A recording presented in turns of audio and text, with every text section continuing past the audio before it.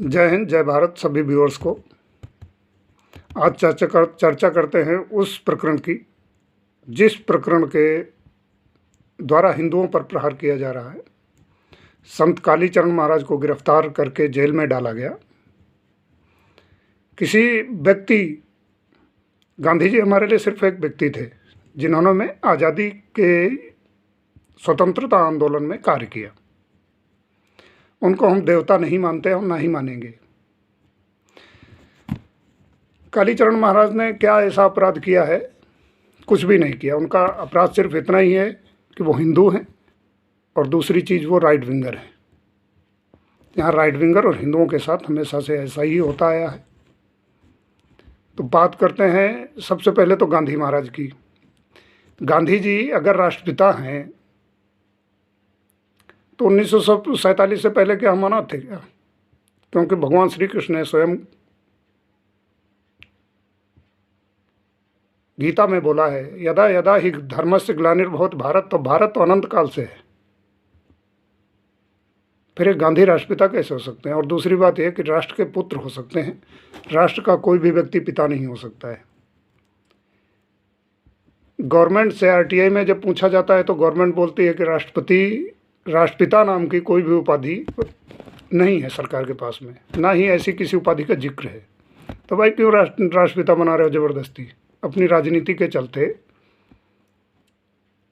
किसी व्यक्ति विशेष को राष्ट्रपिता क्यों बना रहे हो? कोई पैगंबर, कोई महान संत, ऐसा कुछ भी नहीं थे वो। उनके ऊपर तो हजारों किस्से हैं महात्मा गांधी जी के ऊपर। ये पर्सनल विचार हैं सभी के। कालीचरण महाराज ने कुछ भी गलत उसमें किया नहीं है। कारण ये है, उन्होंने गोडसे जी को नमस्कार बोला तो वो भी गलत नहीं हो सकता है, क्योंकि लोकतंत्र में सभी को वैचारिक स्वतंत्रता है। जब श्रीमान गांधी जी ने श्रद्धानंद सरस्वती जी के हत्यारे को मंच दिया था अपना, और उसके बारे में क्या क्या बोला था, तब ये नहीं सोचा था कि कभी ये दिन आएगा। एक मृत व्यक्ति के लिए किसी जीवित व्यक्ति को जेल में बंद किया जा रहा है, वो भी ऐसी बात को अपराध बता करके जो अपराध की श्रेणी में आता ही ना हो। दूसरी बात करते हैं, ये कांग्रेस पार्टी जो झूठ पे झूठ बोलती है, उन झूठों में से एक झूठ ये भी है कि ये गांधी हैं। वो तो सभी लोगों को पता है डिटेल। कैसे हुए भाई गांधी तुम? नेहरू जी कौन थे? सभी को मालूम है। गांधी या कस्तूरबा ने गोद लिया तुम्हें? कहीं पर कुछ एग्रीमेंट को लिखा पड़ी है इसी चीज़ की? नहीं है।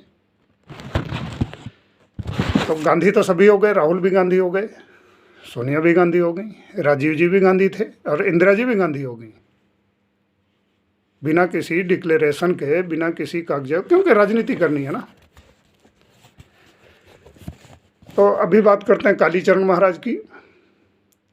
कालीचरण महाराज इससे पहले जो रहे हुए व्यक्ति वो रहे होंगे। अभी कालीचरण महाराज जी व्यक्ति नहीं हैं। ये एक विचारधारा के उदय होने का इंडिकेशन है।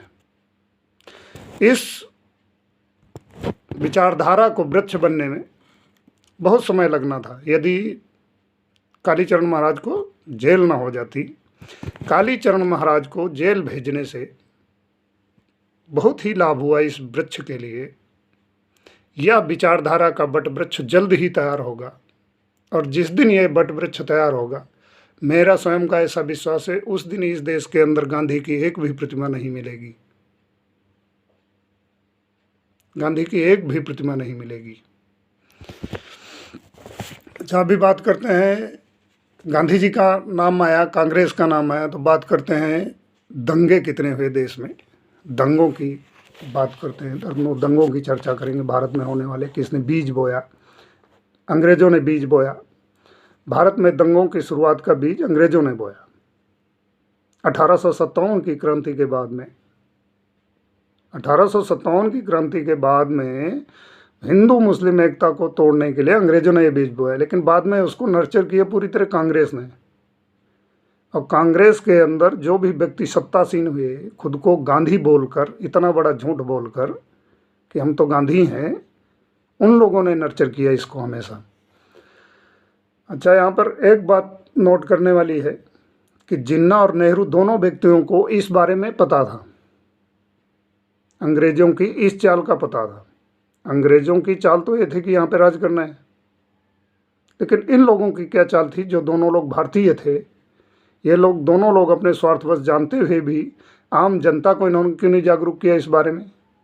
अगर इनकी मंशा ठीक थी, दोनों स्वार्थवश अंधे हो रखे थे, इन्होंने जनता को कुछ भी बताया नहीं, जागरूक किया नहीं। अरे तुम लोग भाई आंदोलन कर रहे थे, आसानी से जनता को जागरूक कर सकते थे।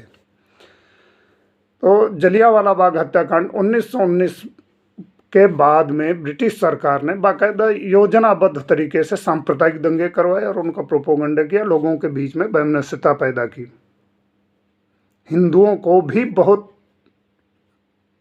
बारीक तरह से तोड़ने की कोशिश की। 1924 में कोहाट में अमानवीय हिंदू मुस्लिम दंगे हुए।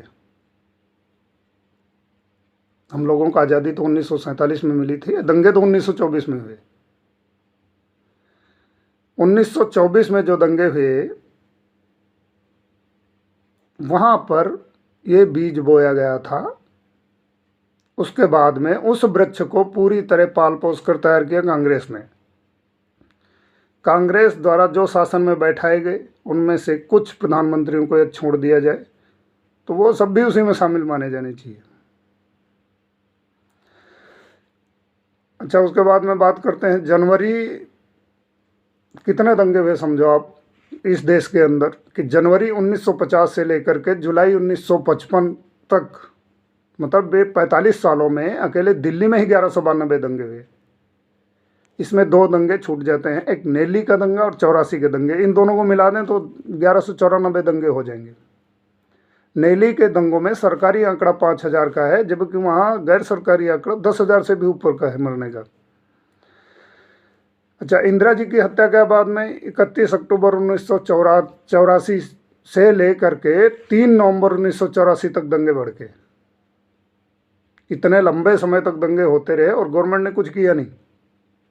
उसको जस्टिफाई किया श्रीमान राजीव गांधी प्रधानमंत्री, पूर्व प्रधानमंत्री ने, बड़ा पेड़ गिरता है तो धरती हिलती है, ये बोल के जस्टिफाई किया। तो ये दंगों को जस्टिफाइड करने का और दंगों की राजनीति करने का तो डिप्लोमा है कांग्रेस के पास में। अच्छा, उसके बाद में बात करते हैं आगे जो दंगे हुए उनमें 1950 से लेकर के जवाहरलाल नेहरू के मरने तक कुल दंगे होने जो हुए वो 243 दंगे हुए 16 राज्यों में। उसके बाद में बात करते हैं इंदिरा जी के काल में 15 राज्य में 337 दंगे हुए। दंगों की संख्या देखिए आप लोग, राज्यों की संख्या देखिए, कोई राज्य बचा ही नहीं जिसमें दंगे पर दंगे नहीं हुए। उसके बाद में राजीव गांधी के काल में 16 राज्यों में 291 दंगे हुए। अच्छा, उसके बाद में बात करते हैं सन 1964। सन 1964 में राउरकेला और जमशेदपुर में दंगे हुए, जिनमें 2000 से अधिक व्यक्तियों की जान गई। 1967 में रांची दंगे हुए, जिनमें 200 व्यक्तियों की जान गई। अच्छा, यहाँ पर देखने वाली बात यह है कि जब दंगे पर दंगे हो रहे थे तो सेंट्रल गवर्नमेंट और स्टेट गवर्नमेंट्स जो बैठे हुए हैं उनके एक्शन क्या होने चाहिए, दंगों को कैसे कंट्रोल किया जाता है। क्या ये 200, 300, 500 दंगे होना इस बात को इंडिकेट नहीं करता है कि गवर्नमेंट और सरकारी तंत्र ने इस क्षेत्र की तरफ कोई भी ध्यान नहीं दिया? ये इसी बात को इंडिकेट करता है। अच्छा, 2008 में दंगा रिपोर्ट मध्य प्रदेश में 654, यूपी में 613 और कर्नाटक में 341 दंगे हुए। आप लोग हिसाब लगाओ कितने दंगे हुए, हजारों हजार की संख्या में यहाँ पर दंगे फैलाए गए। उसके बाद में बात करते हैं 1969 में अहमदाबाद में दंगे हुए, जिनमें 5000 लोगों की मौत हुई। सीएम हितेंद्र देसाई, प्रधानमंत्री श्रीमती इंदिरा गांधी जी। ये हुए किस लिए दंगे? जमात उलमा मजहबी संगठन के भड़काऊ भाषण के कारण हुए दंगे। ये जो तुष्टीकरण की राजनीति है ये देश को कहाँ न ले जाए, ये समझने वाली बात है। उसके बाद में बात करते हैं 1985 1985 में फिर गुजरात में दंगे हुए, सीएम माधव जी सोलंकी और कांग्रेसी प्रधानमंत्री श्रीमान राजीव गांधी जी। उसके बाद में करते हैं 1987 के बाद गुजरात में दंगे, सीएम कांग्रेस अमर सिंह चौधरी। उसके बाद में करते हैं 1990 में, सबसे ज़्यादा दंगों की मार झेली है गुजरात ने। 1990 में दंगे हुए, सीएम चिमन भाई पटेल। उसके बाद में 1992 में दंगे हुए, सीएम छिमा भाई पटेल। उसके बाद में महाराष्ट्र की बात करते हैं। महाराष्ट्र में 2004 से लेकर के 2008 तक दंगे हुए 681। संख्या देखो भाई दंगों की, क्या कमाल है दंगों का। ये जो दंगे हुए, इतने हजारों हजार दंगे हुए, अगर गवर्नमेंट इनको रोकने की कोशिश करती तो क्या इतने दंगे होना संभव था? नहीं ना, इतने दंगे हो ही नहीं सकते थे। उसके बाद में बात करते हैं कि जिस दंगे की शुरुआत 1853 में हुई थी, राम जन्मभूमि के आसपास में सांप्रदायिक दंगे हुए थे।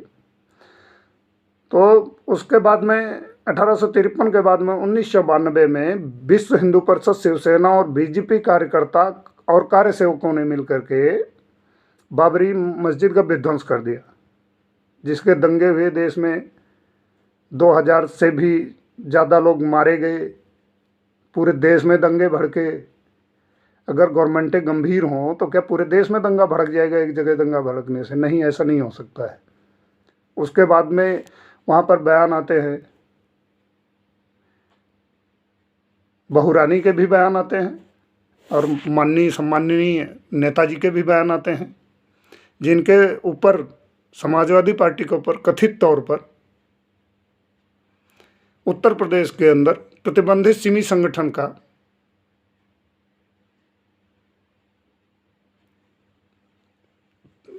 ऑर्गेनाइज करने का आरोप है कि इन लोगों ने ही ऑर्गेनाइज किया था सिमी संगठन को।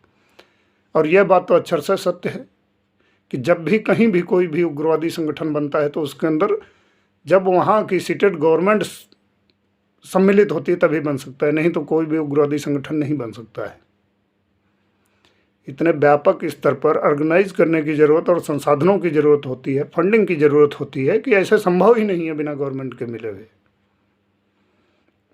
तो ये हल्की फुल्की झलकियाँ थी भारत के अंदर होने वाले दंगों की। अभी उसके बाद में बात करते हैं 1964 में राउरकेला और जमशेदपुर में दंगे हुए, 2000 लोगों की जान गई। उसके बाद में 1967 में रांची में दंगे हुए जिसमें 200 लोग मारे गए। उसके बाद में बात करते हैं 2008 की। 2008 में मध्य प्रदेश में 654 दंगे हुए, यूपी में 613 दंगे हुए, कर्नाटक में 341 दंगे हुए। यहाँ पर मार्क करने वाली एक बात है कि 1950 से लेकर के जवाहरलाल नेहरू जी के कार्यकाल में, मतलब जवाहरलाल नेहरू जी की जब तक डेथ नहीं हुई तब तक ही 16 राज्य में 243 दंगे हुए। 16 राज्य में 243 दंगे हुए। इंदिरा जी के काल में 15 राज्य में 337 दंगे हुए। उसके बाद में बहुत विकास करने वाले श्रीमान राजीव गांधी के काल में 16 राज्य में 291 दंगे हुए। और यहाँ पर एक और मैं आंकड़ा देना चाहता हूँ, क्योंकि उत्तर प्रदेश में इलेक्शन का समय चल रहा है।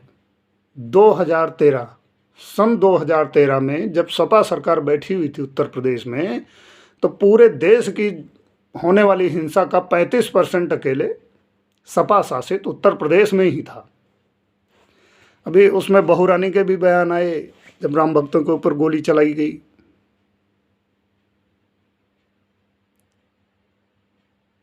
नेताजी के भी बयान आए, तुम्हारे लिए क्या क्या न किया सनम, अपनों पे गोलियां भी चलवा दी।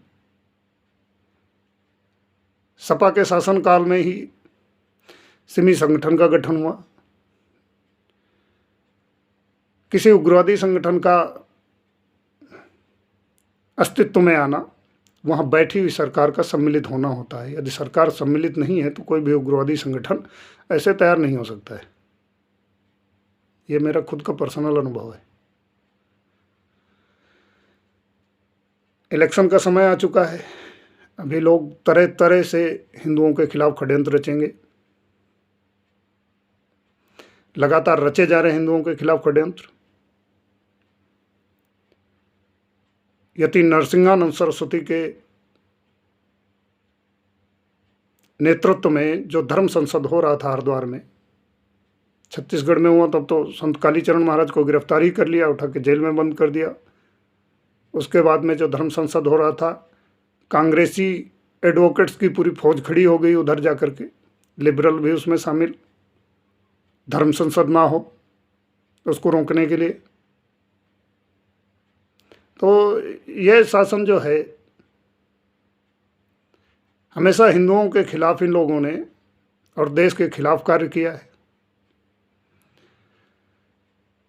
पीवी नरसिम्हा राव जी के टाइम में 1991 में ग्लोबलाइजेशन आया, कोई भी बेसिक इंफ्रास्ट्रक्चर तैयार नहीं किया, बाहर से आने वाले इन्वेस्टर्स को कोई भी फैसिलिटी उपलब्ध नहीं कराई गई। यहाँ पे उनके लिए लाइसेंसिंग प्रोसेस ऐसा बनाया गया कि 10 साल चक्कर काटते रहो, बेटा लाइसेंस नहीं बनेगा जब तक पैसा नहीं खिलाओगे।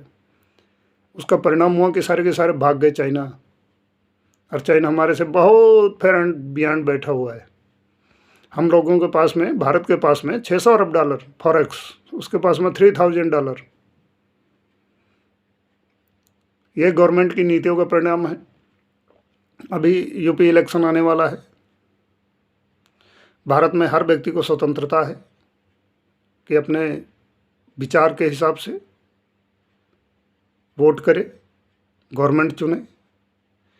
लेकिन भारत की किस्मत चाइना जितनी खराब नहीं है। यहाँ राइट विंगर्स की संख्या बहुत बड़ी है। सभी राइट विंगर बंधुओं से और व्यूअर्स से मेरा अनुरोध है कि स्वविवेक को प्रयोग करें और राष्ट्रहित वाली और जनहित वाली सरकारों का निर्माण करें। यहाँ मैं किसी भी व्यक्ति, किसी भी पार्टी या किसी भी सरकार का सपोर्ट नहीं कर रहा हूँ। कार्य बोलते हैं सभी व्यक्तियों के, सरकारों के, सभी संस्थाओं के कार्य बोलते हैं। तो जो भी संस्था राष्ट्र हित में और राष्ट्र की जनता के हित में कार्य करती है उनका चुनाव हो, न कि देश विरोधी ताकतों को खड़ा करने वाले लोगों का चुनाव होकर के सरकार में बैठने को चांस दिया जाए। अभी पंजाब मामले में आप लोगों ने देखा किस तरह से पूरा प्लाट तैयार किया गया। आतंकवादी संगठन 1 साल पहले वीडियो अपलोड करता है, फिर सेम दुर्घटना होती है। क्या ये एंटोनियो माइनो साहिबा का 84 के दंगे रिपीट करने का षड्यंत्र नहीं है? यदि कुछ हो जाता प्रधानमंत्री को तो क्या होता देश में, कुछ अंदाजा नहीं लगाया जा सकता है। तो मेरे सभी व्यूअर से विनम्र निवेदन है कि जागरूकता से काम लें, जागरूक नागरिक बने, देश हित में, राष्ट्र हित में और प्रदेश हित में और देश की जनता और प्रदेश की जनता के हित में वोट करें, क्योंकि इलेक्शन आ चुका है। यूपी के अंदर इलेक्शन आ चुका है और भी कई राज्यों में इलेक्शन होने हैं। राष्ट्रवादी गवर्नमेंटें ही देश का विकास करती हैं, ऐसा मेरा मानना है। बाकी भारत में सभी को वैचारिक स्वतंत्रता है। वीडियो यदि लंबा हो तो उसके लिए क्षमा चाहेंगे और कमेंट में अपने विचारों से अवश्य अवगत कराएं कालीचरण महाराज के बारे में और देश विरोधी होने वाली गतिविधियों के बारे में और राष्ट्रपिता कहे जाने वाले गांधी जी के बारे में भी अवगत कराएं अपने विचारों से। आपके कमेंट हमारा प्रेरणा स्रोत है। तो इस स्तोत्र को हमें उपलब्ध करें ताकि हम आगे जानकारीपूर्ण वीडियो बना सकें। जय हिंद, जय भारत।